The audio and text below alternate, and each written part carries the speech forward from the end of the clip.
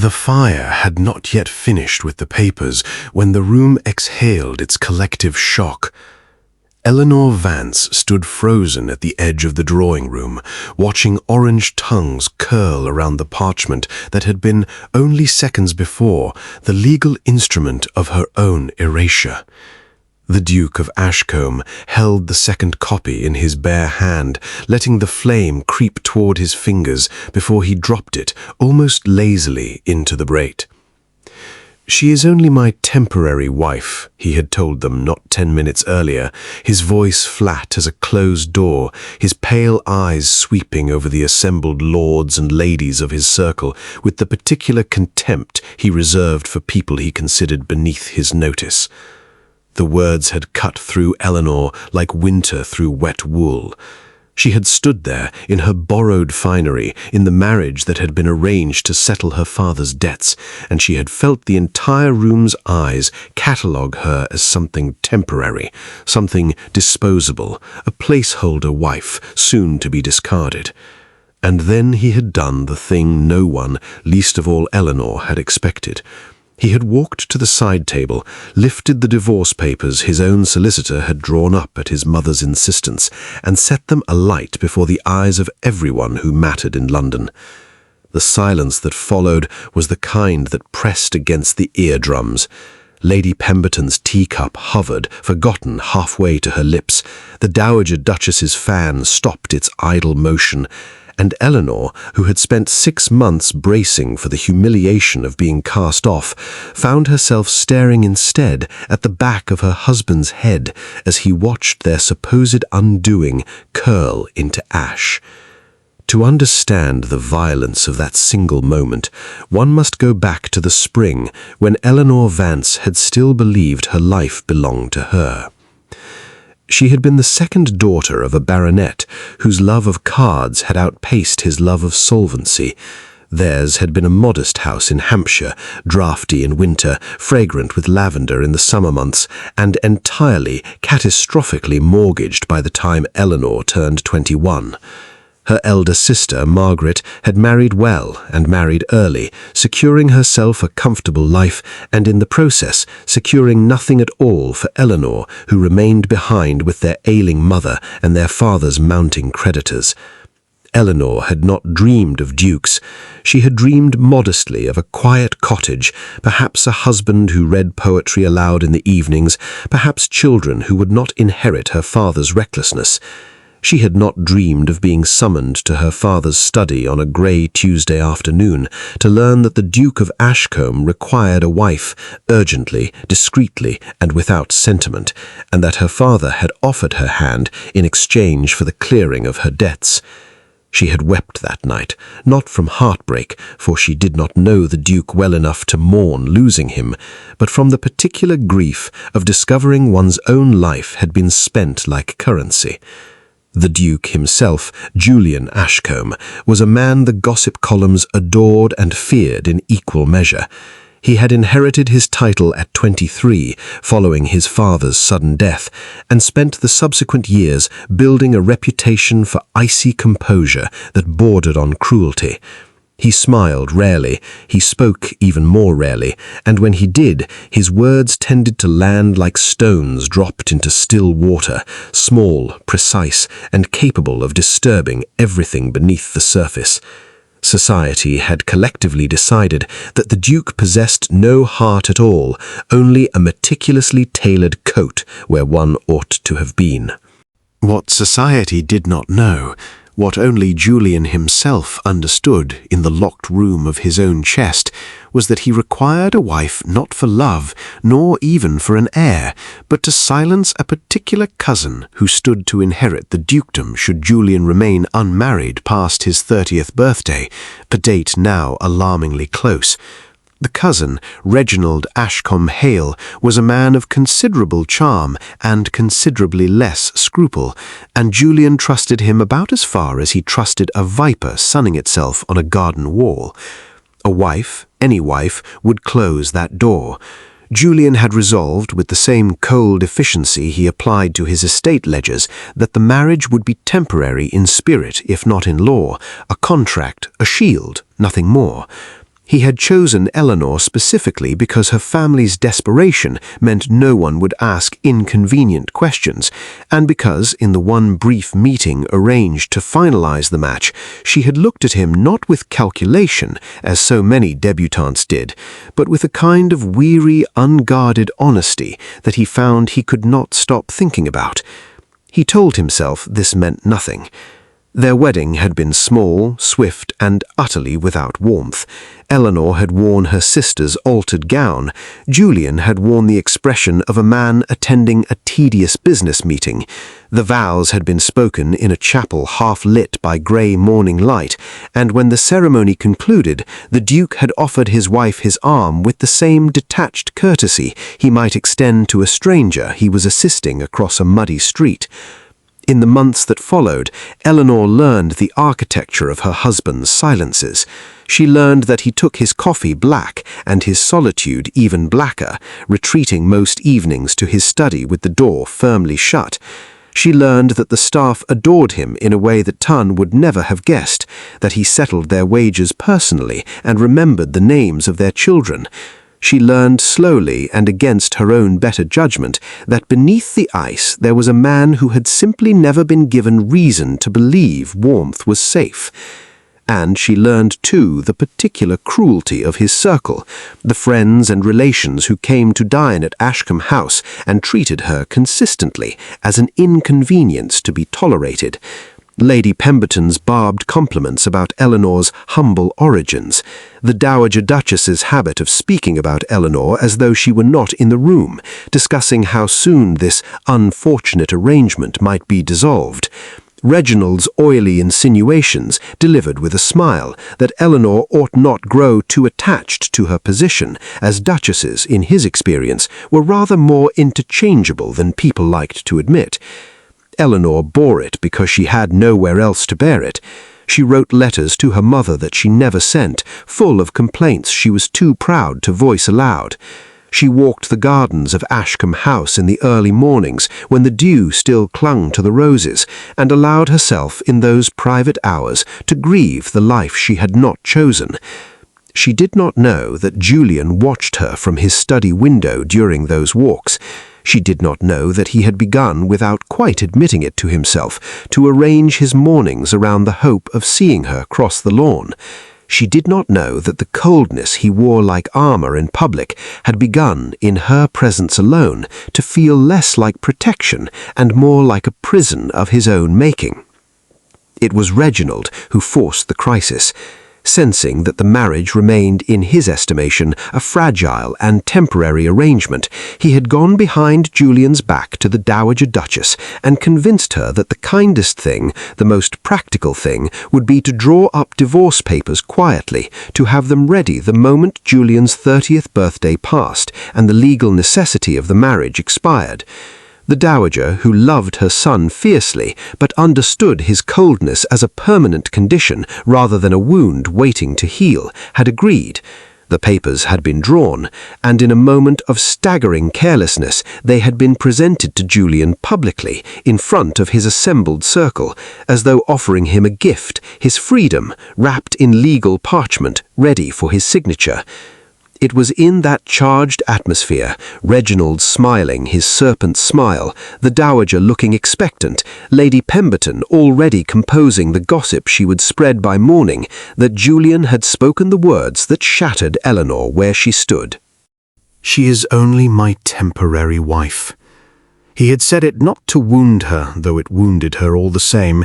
He had said it because he understood with sudden and terrible clarity that Reginald had engineered this moment specifically to extract a public confirmation, to hear Julian dismiss Eleanor with his own mouth, so that no one, least of all Julian himself, could later claim the marriage had been anything but a contract.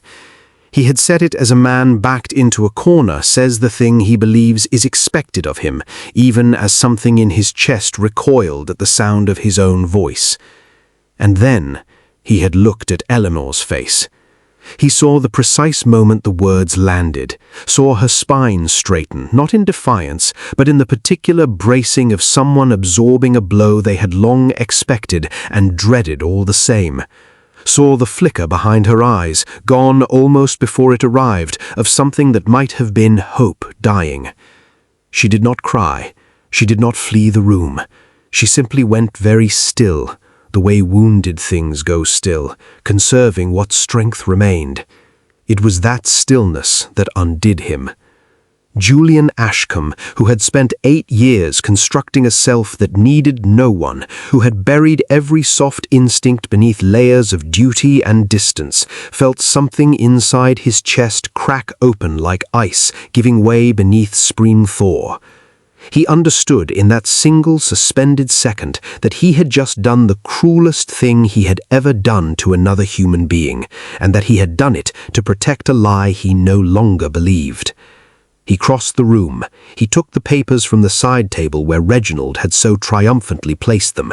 He did not look at his cousin. He did not look at his mother. He held Eleanor's gaze, and only Eleanor's, as he carried the papers to the fire. "I misspoke," he said, his voice low enough that only those nearest could hear, though every ear in the room strained toward it. "She is not temporary. She is my wife. She has always been my wife, in every sense that matters, and I have been a coward and a fool for taking this long to say so." The fire took the papers eagerly, the way fire takes anything offered to it without resistance. Reginald's composure cracked first, his charming mask slipping into something uglier, more desperate. "Julian, be reasonable. The arrangement was always meant to be temporary. You said so yourself, not a quarter hour." "I know what I said." Julian's voice, when he turned it on his cousin, carried none of the warmth he had just shown Eleanor. It was the voice of the Duke society feared restored in an instant, sharpened now to a purpose. "I know why you wish to hear me say it. You have spent 2 years circling this house like a man waiting for a death, Reginald, and I am finished pretending I do not see it. There will be no divorce. There will be no vacancy for you to inherit, and after tonight you will find yourself considerably less welcome beneath this roof." The Dowager Duchess, pale and visibly shaken by the realization of how thoroughly she had been maneuvered by her nephew's ambitions, opened her mouth to speak, and then, perhaps for the first time in her formidable life, found she had nothing adequate to say. Lady Pemberton's earlier barbed comments about Eleanor's humble origins curdled into something she would spend considerable effort pretending she had never said, as it became swiftly, mortifyingly clear that the Duchess of Ashcombe was not a temporary inconvenience to be managed, but a woman whose husband had just declared before the whole of his circle that he would burn the world before he let her go. Julian turned from the dying fire and crossed the room to where Eleanor still stood, her composure beginning at last to fracture into something raw. "You did not have to say that," she whispered when he stood close enough that only she could hear him. "You did not have to humiliate yourself for my sake." "I did not say it for your sake alone," he answered, and for the first time since she had known him, his pale eyes were not cold at all, but lit with something that looked dangerously close to fear, the fear of a man who has only just understood what he stands to lose. The room around them seemed to recede, the way a candlelit room does when its occupants stop breathing in unison. In the days that followed, the consequences arranged themselves with the swift, merciless efficiency of high society correcting its own course.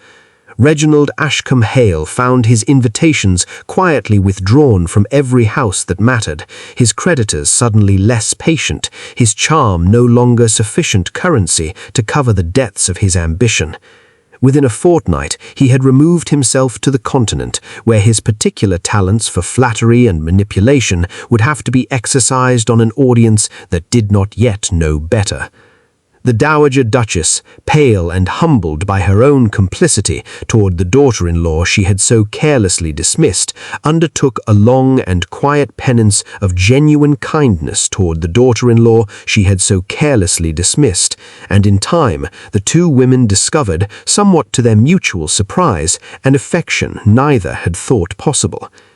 Lady Pemberton learned the precise cost of underestimating a woman who might one day hold considerable influence over the very drawing rooms in which her reputation was made or unmade, and adjusted her opinions accordingly with the swiftness of the truly self-interested. And Julian Ashcombe, the Duke whom London had long ago decided possessed no heart at all, spent the remainder of that autumn proving the entire ton magnificently wrong.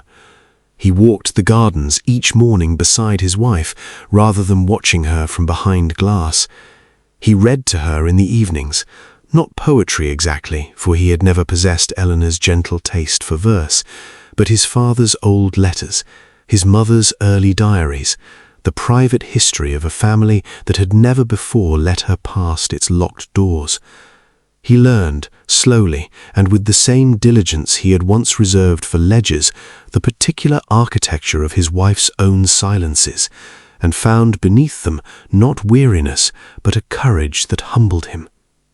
Eleanor, for her part, came to understand that the ice she had once feared had never been cruelty at all, but the brittle shell of a man who had been taught, far too young, that warmth was a weakness the world would exploit.